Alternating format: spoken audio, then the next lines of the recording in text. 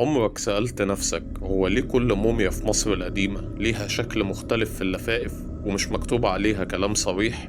طب لو قلتلك إن اللفائف دي مش مجرد تحنيط، وإن المصري القديم كان بيكتب رسايل مش لزمانه ولا لملوك عصره، رسايل متشفرة لينا إحنا لأجيال من بعده بآلاف السنين. أهلا بيكم. لو أول مرة تكون معانا في القناة ما تنساش الاشتراك عشان توصلك فيديوهاتنا أول بأول.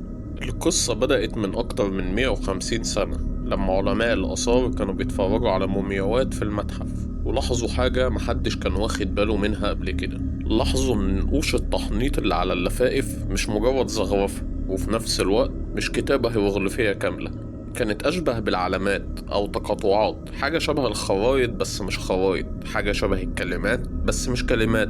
الموضوع كان محير، لكن اللي زود اللغز أكتر إن الرموز دي مش متكررة من موميا للتانية، يعني كل موميا كأنها بتقول رسالة مختلفة. وهنا ظهر السؤال المخيف: هل المومياوات كانت بتدفن برسائل سرية محدش في عصرها كان مفروض يفهمها؟ في كفر الجبل سنة 1922 حصل اكتشاف غريب جدا، مش مقبرة ملك ولا تمثال، لكن غرفة تحنيط كاملة ومحفوظة بشكل شبه معجزة. العلماء لقوا على جدار الغرفة نقوش شبه اللي على المومياوات بالظبط، لكن المرة دي النقوش كانت متلونة وفيها أسهم وفيها علامات متصلة ببعض. المشهد كان كأنه دليل استخدام لعملية سرية قريبة من المخططات الهندسية، واستخلصوا من ده إن الرموز دي مش فن، دي لغة، لكن لغة محدش فهمها. والكلام ده اتسجل رسميا في مذكرات الأثري سميث، واللي كتب حرفيا: وكأن هؤلاء الموتى تركوا لنا طريقة لفهم شيء لم يكن مسموحا لمعاصريهم أن يعرفوه. الجملة دي لوحدها قلبت الدنيا. وتعال أخدك لاكتشاف تاني. في حفريات سنة 1968 في الأقصر اكتشفوا مومياء كاهن اسمه باحانوم.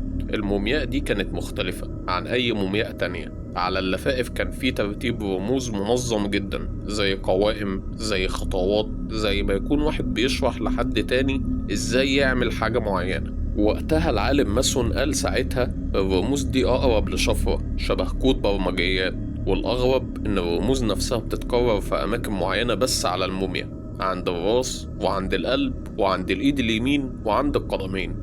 وده معناه إن الرسالة كانت متقسمة لأجزاء ومربوطة بالجسم نفسه، كأن الكاهن كان بيقول لما تفهم ده هتفهم سر الروح والجسد والحياة بعد الموت. طيب هل دي كانت محاولة لحفظ علم معين، ولا طريقة لنقل معرفة محدش كان مسموح يوصل لها إلا لناس معينة في المستقبل؟ السؤال ده بدأ العلماء يفكروا فيه بجد، وده بيخلينا نروح لنظرية تانية. في عالم اسمه ماونتي طرح سنة 2004 نظرية مخيفة جدا. قال إن المصري القديم كان بيستخدم الرموز دي كوسيلة تواصل عبر الزمن، مش سحر ولا خرافة، لكن نظام ذكي لتمرير معلومات حساسة لحد هيجي بعدهم بآلاف السنين، لما الإنسانية يكون عندها العلم الكافي إنها تفهم الشفرة.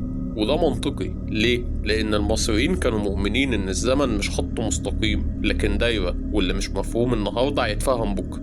هنا ظهر السؤال كمان: هل فعلا الرموز دي متشفرة علشان تتفهم بس في عصر متقدم زينا؟ مش مستبعد، خاصة لما نعرف إن بعض الرموز تشبه دوائر الكهربائية، وبعضها شبه خريطة مجرية، وبعضها شبه تحذيرات.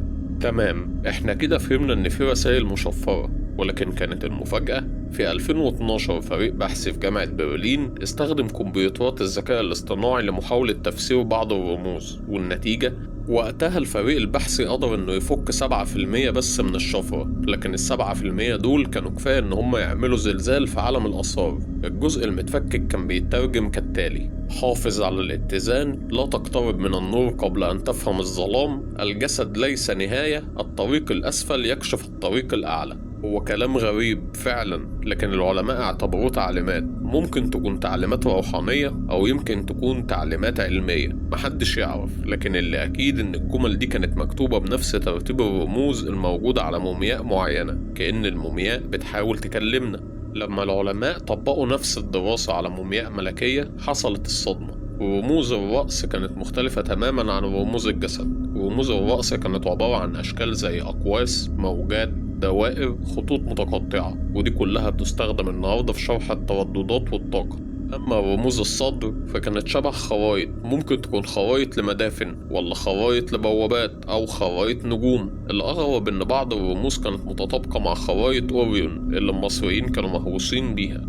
وكل ده بيلغي إن فكرة الرموز للزخرفة بس، لأ دي رسالة كاملة بس لسه مش قادرين نقراها. في يومنا ده في 2025 وفي عصر التكنولوجيا والذكاء الاصطناعي بدأنا نفهم حاجات بسيطة من الرموز، لكن الحقيقة احنا لسه ما لمسناش 1% من اللي مصر القديم كان يعرفه. الرسالة لسه متقفلة، لسه مستنية حد يفكها، لسه مستخبية جوه اللفائف، جوه الرموز وجوه الرسومات اللي كأنها عيون بتبص عليك من زمن تاني. وده خلق سؤال خطير جدا: هل المومياوات فعلا كانت بتحمل رسائل سرية للأجيال القادمة؟ مش للملوك ومش للكهنة، لكن لينا احنا اللي وصلنا لمرحلة التكنولوجيا اللي ممكن نفك بيها الرموز دي. ممكن يكون ده كان هدفهم من الأول.